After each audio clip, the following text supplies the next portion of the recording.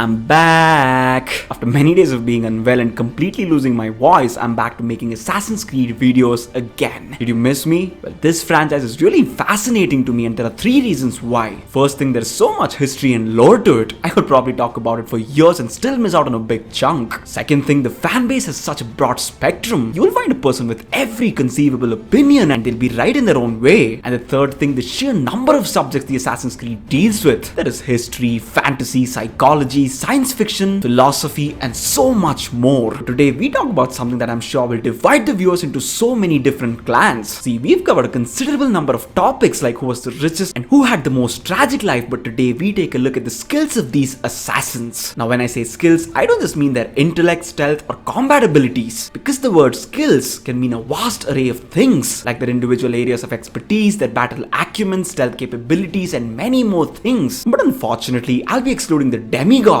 and the Asgardian in this video as well, because it's ridiculous stuff like leap of faith, eagle vision, and fighting hundreds of people is. We can all agree that the new breed of so-called assassins have more of what we can call powers than skills. I mean, look at this. That's not a skill a person can develop or even assess. That's just straight up superpowers. So they'll be sending this one out. And before we even start the video, I'd like all of you to tell me who you think is the most skilled assassin in the series. And also, if you enjoyed the video, hit the like button and subscribe to the channel. It's free, it's easy, so stand by a brother from the Creed. Now for the list. On the last spot, we see Shay Cormac. Because as far as skills are in question, the man unfortunately isn't exceptional at anything really. He's not the most proficient hunter, not the best captain, not the best fighter. Stealth-wise as well, he's good. Don't get me wrong, but Shay isn't astonishing in any way. Think about it, as dangerous and deadly as this man was, he never had any standout skills and was a jack of all trades, but unfortunately the master of none. On number 8, we see Evie Frye. The man was good, probably the best pure brawler in the Assassin's Creed series. He had that street toughness and had grown up in a rough neighborhood, and add to that the fact that his father was a top tier assassin. He never lacked any skills, but when compared to all the other assassins, he really doesn't match up. He too suffers from mediocrity, same as Shay. The man is good at everything, the best at almost nothing. His most notable skills would be straight up brawling, getting his way through words, and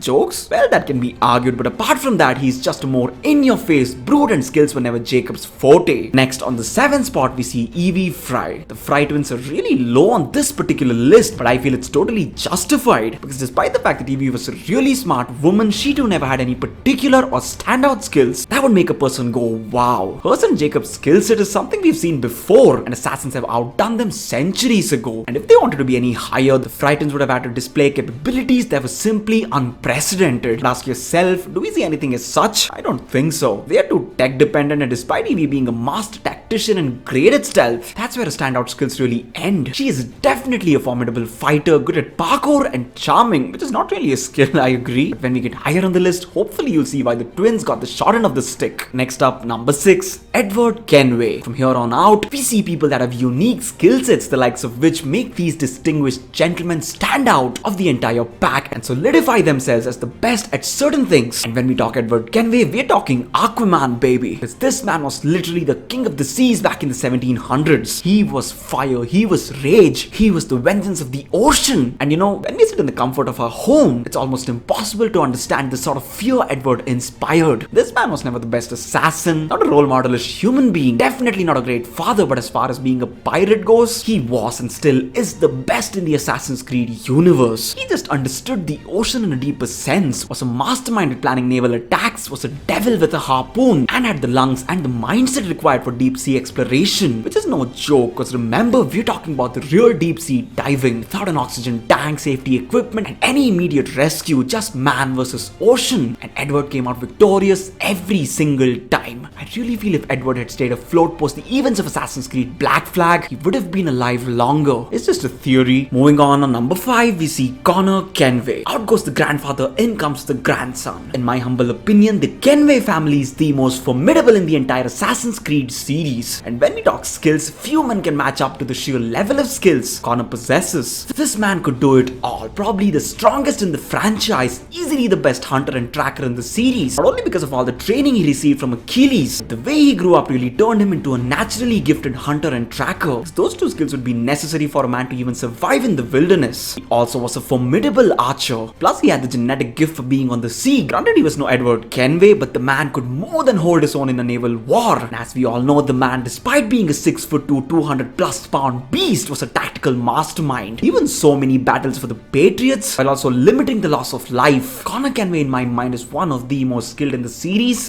One of the few who was born to be an assassin. Next up on number 4, we see Bayek of Siwa. The son of Egypt was a man who trained himself to be the most dangerous man walking the Qattara deserts. I agree that he was a Magi long before the events of Assassin's Creed Origins took place. That doesn't take away from the fact that he formed the Hidden Ones with Aya, had enough tactical ability to strategically destroy the network of the Order of Ancients, especially at a time when intelligence was nearly impossible to gather and verify, and his most remarkable ability, survival. The man had a penchant for living through some of the most extremes, be it physical extremes where he traveled the treacherous deserts of ancient Egypt and constantly survived many brushes with death, or an emotional extreme, he lived and didn't completely lose his mind despite losing his son to his own knife, or psychological durability where he could take decisions that most men couldn't, namely leaving his wife for a greater purpose. The man's single greatest skill was and always will be survival, which could also be the rarest one. Next up on the list, we see Arno Dorian sitting on the number 3 spot. The skills this man possessed were not just formidable, they could probably earn him the title of being the best pure assassin in the series. He really was that good. The reason why the Frye twins' abilities don't seem that impressive in hindsight is because Arno did all of that in a much better fashion, might I add, an year ago in real time and a century ago in Assassin's Creed time. Stealth, he was the master, like a shadow. Parkour, none have done it better. And he, in my opinion, is the most underrated fighter in Assassin's Creed, because I feel Arno's fighting style is comprised of hard, deadly strikes with nimble cat-like movement, which could prove to be too much for even the best fighters in Assassin's Creed. So as far as skills go, Arno is top-notch, and his skills are so far ahead of the competition that despite the fact that he wasn't the most tactically sound man, he beats most of the competition with the brawn, or rather the prowess, of pure assassination skills. He takes the 3rd spot. Moving on, we see the mentor Altair on the 2nd spot. I might get some heat for putting Altair on the 2nd instead of the 1st spot, but please hear me out before you try assassinating me. Altair is a man like no other. He really is the father of the modern day assassins. If not for him, the Assassin Brotherhood would have never become a global enterprise and would have always stayed as a boy band without order or structure, with a few souls to their name here and there. But the man's tactical dexterity and efficiency really stand out like no other. He's probably the smartest assassin in the entire series because he understood and deciphered the past to change the future. He was an extremely skilled assassin, no two ways about it. I mean, the man was never struck throughout the entire events of Assassin's Creed 1. He was a terrific swordsman. His aim was honed to near perfection, was one of the fastest. All that stands true, but his greatest skill was and forever will be strategic brilliance. He was changing the world with his foresight centuries after he died. If that doesn't take an unimaginable skill, I don't know what does. And now, number 1, Ezio Auditore. Did anybody have a doubt? And let me make it clear, I'm talking about Ezio in Revelations. That was undeniably his peak. Usually, people are at the peak of their abilities or skills at the age of 30, 35, 40, and very rarely at 45. But Ezio peaked at 52. Well, he's a late bloomer, I guess. In Revelations, we see prime full power Ezio. The kind of rampage he goes on in the massive castle at the very beginning of Revelations, it's unreal. I read a comment that said that the Templar Order would have ended right then and there if Altair's visions had not distracted Ezio, and I couldn't agree more. He was death personified, every strike deadly, every move precise. His skills were at full display in that scene. Not just that, throughout his life Ezio had the strategic brilliance, always stay ahead of the curve. He was the muscle behind rebuilding the Assassin Brotherhood in Assassin's Creed 2. He was the mastermind who tactically brought down Cesare Borgia and the Templars in Assassin's Creed Brotherhood. His political cunning, phenomenal physical abilities, his acumen for recognizing the right people, and the fact that he rebuilt an entire empire from ground up solidifies Ezio as the most skilled in the entire Assassin's Creed series. And with that, we reach the end of the video, guys. Tell me down in the comment section below what you thought of the video. Do you agree with it or not? And at the same time, tell me what your list would be. I'd love to know that. And don't forget to hit like on your way out. That's it for today, guys. Stay safe, stay strong, and stay tuned. It's your boy VZX signing out.